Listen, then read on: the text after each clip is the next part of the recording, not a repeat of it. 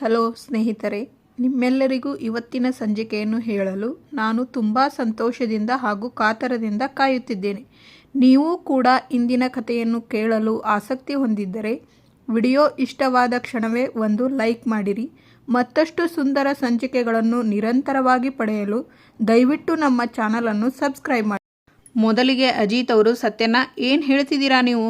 ಅಲ್ಲ, ಮನೆಯಲ್ಲಿ ಪರಿಸ್ಥಿತಿ ಹೇಗಿದೆ ಅನ್ನೋದು ನಿಮಗೂ ಚೆನ್ನಾಗಿ ಗೊತ್ತಲ್ವಾ? ಒಂದು ಕಡೆ ಶಾರದತ್ತೆನ ಹುಡುಕ್ತಾ ಇದ್ದೀವಿ, ಅವರೆಲ್ಲೂ ಸಿಗ್ತಿಲ್ಲ. ಇನ್ನೊಂದು ಕಡೆ ಭಾಗ್ಯಮ್ಮ. ಈ ಥರದ ವಿಚಾರದಲ್ಲಿ ನಾನು ಭೂಮಿ ಹತ್ರ ಹೋಗಿ ನನ್ನ ಫೀಲಿಂಗ್ಸ್ನ ಹೇಳ್ಕೊಳ್ಳೋದಕ್ಕೆ ಆಗುತ್ತಾ? ಅದು ಫೀಲಿಂಗ್ಸ್ ಸತ್ಯನ, ಎಲ್ಲ ಮೂಮೆಂಟಲ್ಲೂ ಹಾಗೆ ಹೋಗಿ ಪಟ್ಟಂತ ಹೇಳ್ಕೊಂಡು ಬಿಡೋದಕ್ಕೆ ಆಗಲ್ಲ. ಅದಕ್ಕೆ ಸಿಚುವೇಶನ್ ಅನ್ನೋದು ಬೇಕಲ್ವಾ? ಹೇಗೆ ತಪ್ಪಾಗುತ್ತೆ? ಸ್ವಲ್ಪ ವಿವರವಾಗಿ ಹೇಳು ನೋಡೋಣ. ನಿನಗೆ ಹೇಳೋಕೆ ಗೊತ್ತಿಲ್ಲ ನೋಡು ಅಜಿತ, ನೀನು ಭೂಮಿಗೆ ಗಂಭೀರವಾಗಿ ಅವಳನ್ನು ಎದುರಿಗೆ ಕೂರಿಸ್ಕೊಂಡು ನಿನ್ನ ಮನಸ್ಸಿನ ಭಾವನೆಗಳನ್ನು ಸರಿಯಾಗಿ ಹೇಳದೇ ಇರೋದೇ ಮಹಾನ್ ತಪ್ಪು. ಅದರ ಮೇಲೆ ಈ ಒಪ್ಪಂದ ಅನ್ನೋ ಪ್ರಕ್ರಿಯೆ ಮುಗಿದ ಮೇಲೆ ಭೂಮಿ ತನ್ನ ಪಾಡಿಗೆ ತಾನು ಹೋಗ್ತಾಳಲ್ಲ, ಆಗ ಇಂಥ ಒಳ್ಳೆ ಹುಡುಗಿನ ನೀನು ಕಳ್ಕೊಂಡೆ ಅಂತ ನೋವಿನಿಂದ ಕೊರಗ್ತೀಯ ನೋಡು, ಅದು ಇನ್ನೂ ಮಹಾನ್ ತಪ್ಪು. ಈ ತಪ್ಪುಗಳಿಂದ ಹೊರಗಡೆ ಬರಬೇಕು ಅಂದರೆ ನೀನೇ ಕಷ್ಟಪಡಬೇಕು. ಪಾಪ ಕಷ್ಟಪಡ್ತಿದೀಯಾ, ಇಲ್ಲ ಅಂತ ಅಲ್ಲ. ಅದರಲ್ಲೂ ವಿಶೇಷವಾಗಿ ಹೇಳಬೇಕು ಅಂದರೆ ತಾಯಿ ಮಗಳಿಗೆ ಒಂದು ಅದ್ಭುತ ಅವಕಾಶ ಇದೆಯಾ ಅಂದರೆ ಭಾಗ್ಯಮ್ಮನ ಭೂಮಿ ನೋಡ್ಕೊಳ್ಳೋದಕ್ಕೆ, ಆರೈಕೆ ಮಾಡ್ಕೊಳ್ಳೋದಕ್ಕೆ, ಒಂದು ಪ್ರೀತಿನ ಬೆರೆಸೋದಕ್ಕೆ ನೀನು ಸಹಾಯ ಮಾಡಿದ್ದೀಯಾ. ಅದರಿಂದ ನನಗೂ ಸಂತೋಷ, ಇದು ಮನೆಯವರಿಗೂ ಸಂತೋಷ ಇದೆ.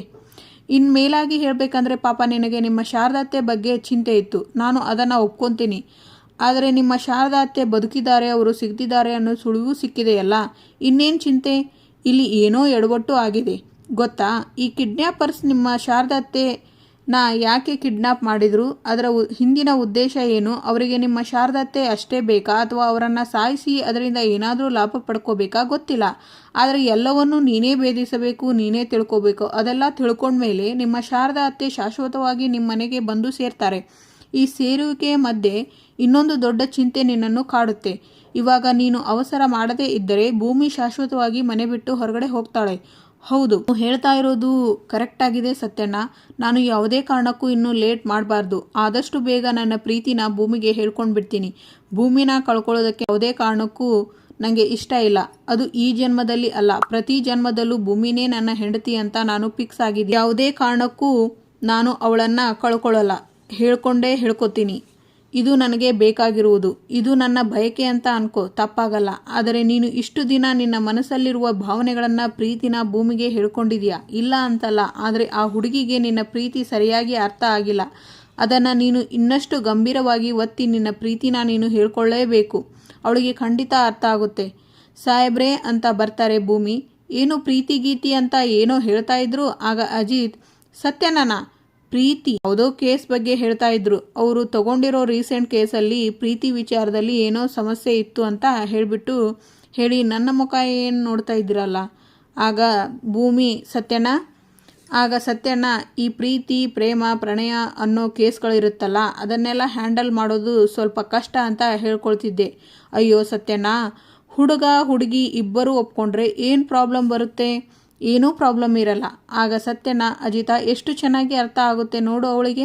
ಆಗ ಅಜಿತ್ ಸಣ್ಣದಾಗಿ, ನಾನು ಹೇಳೋದು ಅರ್ಥ ಆಗಲ್ಲ ಅಷ್ಟೇ, ಇದೆಲ್ಲ ಅರ್ಥ ಆಗುತ್ತೆ. ಆಗ ಭೂಮಿ, ಏನೋ ಹೇಳಿದ್ರಾ ನೀವು ಇವಾನ?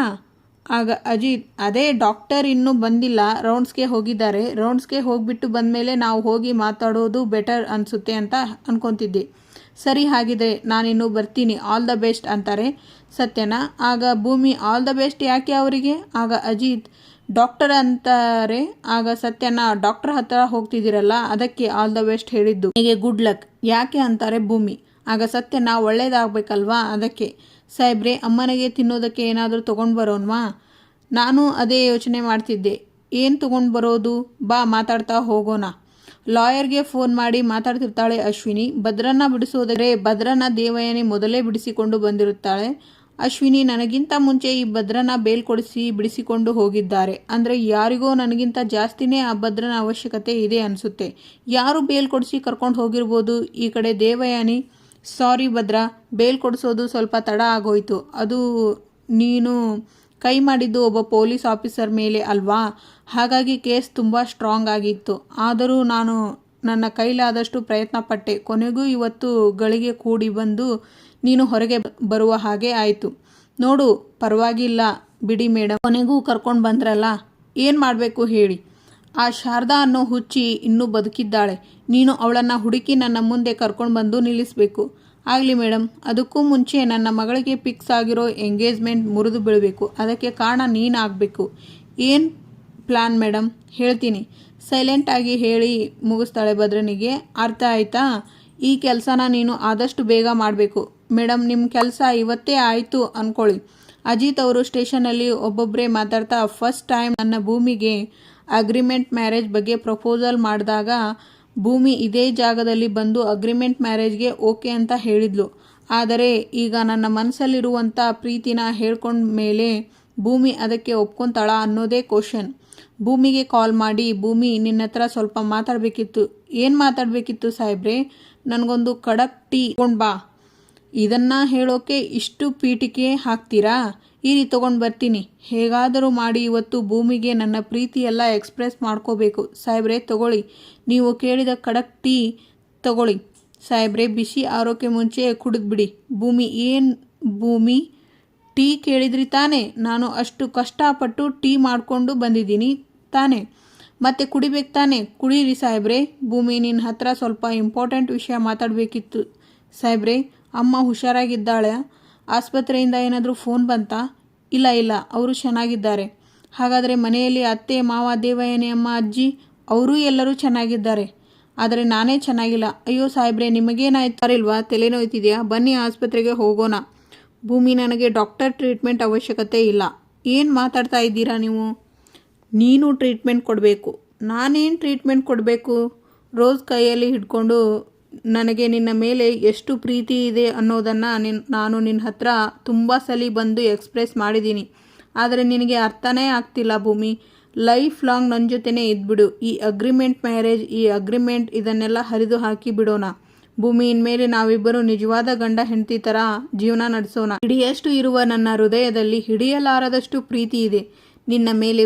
ಪ್ಲೀಸ್ ಭೂಮಿ, ನನ್ನ ಜೀವನದಲ್ಲಿ ಎಷ್ಟು ದಿನ ಬದುಕಿರ್ತೇನೋ ಅಷ್ಟು ದಿನಾನೂ ನಾನು ನಿನ್ನ ಜೊತೆನೇ ಇರಬೇಕು ಅಂತ ಆಸೆ ಪಡ್ತೀನಿ. ಪ್ಲೀಸ್. ಇದನ್ನೆಲ್ಲ ಕೇಳಿಸಿಕೊಂಡ ಮೇಲೆ ನಿನಗೆ ಏನು ಅನ್ನಿಸ್ತಿದೆ ನೀನು ಅದನ್ನು ಹೇಳ್ಕೊ. ಅಜಿತ್ ಅವರಿಗೆ ಕಾಲ್ ಬರುತ್ತೆ. ಸರ್, ನಿಮ್ಮ ತಂದೆನ ಅರೆಸ್ಟ್ ಮಾಡ್ತಾ ಇದ್ದೀವಿ ಸರ್. ನಿಮ್ಮ ತಂದೆಯವರ ಆಫೀಸ್ನಲ್ಲಿ 50 ಲಕ್ಷ ಬ್ಲ್ಯಾಕ್ ಮನಿ ಸಿಕ್ಕಿದೆ. ಈಗಲೇ ಮನೆಗೆ ಹೊರಟಿದ್ದೀವಿ ಸರ್. ನಾನು ಈಗಲೇ ಹೊರಡ್ತಾ ಇದ್ದೀನಿ. ಭೂಮಿ, ನಾವು ಈಗಲೇ ಮನೆಗೆ ಹೋಗಬೇಕು. ಬೇಗ ಬಾ. ಭೂಮಿ, ಬೇಗ ಬಾ. ಬಂದೆ ಸಾಹೇಬ್ರೆ.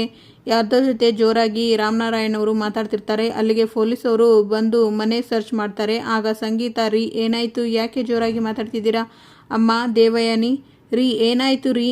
ಅಜಿತ್, ಯಾರೋ ಅವರೆಲ್ಲ ಯಾಕೋ ಬಂದಿದ್ದಾರೆ ನಮ್ಮನೆಗೆ? ಕೇಳ್ತಾ ಇದ್ದೀನಲ್ಲ, ಪೊಲೀಸ್ ಅವರು ಬಂದಿದ್ದಾರೆ, ಮಾತಾಡೋ. ಆಗ ಅಜಿತ್, ಅಪ್ಪನ ಅರೆಸ್ಟ್ ಮಾಡೋದಕ್ಕೆ. ಅಜಿತ, ಏನೋ ಹೇಳ್ತಿದೀಯಾ? ಹೌದು ಅಮ್ಮ, ಇದು ಅಪ್ಪನ ಆಫೀಸಲ್ಲಿ IT ರೈಡ್ ಆಗಿದೆ. ಅಲ್ಲಿ ಅವರಿಗೆ 50 ಲ್ಯಾಕ್ಸ್ ಲಿಕ್ವಿಡ್ ಕ್ಯಾಶ್ ಸಿಕ್ಕಿದೆ. ಅದಕ್ಕೆ ಯಾವುದೇ ಥರ ಅಕೌಂಟ್ಸ್ ಇಲ್ಲ. ಸೊ ಹಾಗಾಗಿ ಅದನ್ನು ಬ್ಲ್ಯಾಕ್ ಮನಿ ಅಂತ ಕನ್ಸಿಡರ್ ಮಾಡಿದ್ದಾರೆ. ಆ ಬೇಸಸ್ ಮೇಲೆ ಅಪ್ಪನ ಅರೆಸ್ಟ್ ಮಾಡೋದಕ್ಕೆ ಬಂದಿದ್ದಾರೆ. ಆಗ ರಾಮನಾರಾಯಣ್ ನನಗೂ ಆಫೀಸಿಂದ ಈಗಷ್ಟೇ ಫೋನ್ ಮಾಡಿ ಹೇಳಿದ್ದು. ನನಗೂ ಆ ದುಡ್ಡಿಗೂ ಏನೂ ಸಂಬಂಧ ಇಲ್ಲ. ಆ ಚೇಂಬರಲ್ಲಿ ಹೇಗೆ ಬಂತು ಅಂತ ನನಗೆ ಗೊತ್ತಿಲ್ಲ. ದಯವಿಟ್ಟು ನನ್ನ ಎಲ್ಲರೂ ನಂಬಿ ಪ್ಲೀಸ್. ನೋಡು, ಆ ದುಡ್ಡಿಗೂ ನನಗೂ ಯಾವುದೇ ಸಂಬಂಧ ಇಲ್ಲ ಅಜಿತ್. ನನಗೆ ಯಾವುದೇ ಸಂಬಂಧ ಇಲ್ಲ ಕಣೋ. ನಿಮ್ಮಪ್ಪ ಯಾವುದೇ ತಪ್ಪು ಮಾಡಿರಲ್ಲ ಕಣೋ.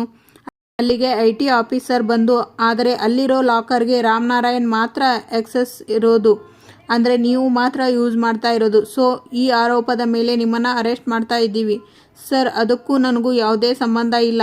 ಅಜಿತಾ, ಅಪ್ಪ ಪ್ಲೀಸ್, ನೀವು ಪ್ಯಾನಿಕ್ ಆಗಬೇಡಿ ಅಪ್ಪ. ನೀವೇನು ತಪ್ಪು ಮಾಡಿಲ್ಲ ಅಂತ ನಿಮಗೆ ಕಾನ್ಫಿಡೆನ್ಸ್ ಇದೆಯಲ್ಲ, ನೀವೇನು ತಪ್ಪು ಮಾಡಿಲ್ಲ ಅಂತ ನಮ್ಗಳಿಗೂ ನಂಬಿಕೆ ಇದೆ.